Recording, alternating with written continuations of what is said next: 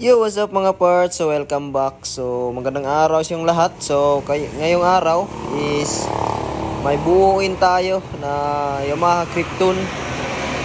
So, ito yung gagawin natin ngayon. So, project ni boss. Gawin niyang street bike style. So, nag-order siya ng mga budget meal parts lang naman. Light and swing arm, rear shock. So, yan yung mga una nating kinabit. So, yan. Konting pasilip sa mga kinabit natin.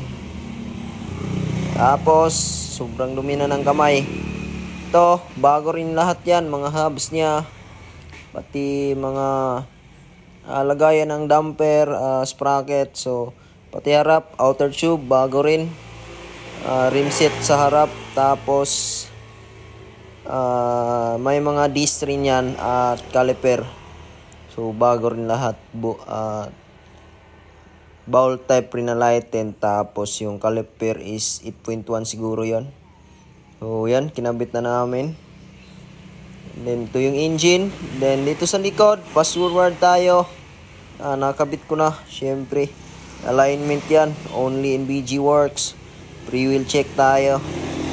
Full goods na po yan. Lagayan lang natin ng spacer yan mamaya. And then dito sa harap, 8.1 caliper, pure pot. And then bowl type na disc. So, straight yan. Siyempre, ginawa natin ng spacer, alloy yan para malinis tignan. So, bolts na lang kulang. And then, yung ihi para gumanda nilalo rin ka ng tindig. So, halata naman na purple yung gustong kulay ni boss kasi yung fairings niya purple rin.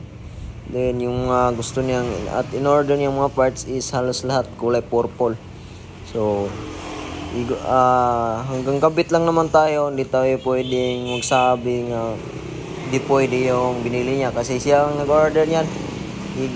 Nagkakabit lang po tayo, nagbubuo lang tayo ng unit. At pwede rin tayong pa-orderin kung gusto ng mga bossing natin na maganda at proper. So, PM lang sa mga gustong magpabuo dyan. So yan, at may gagawin lang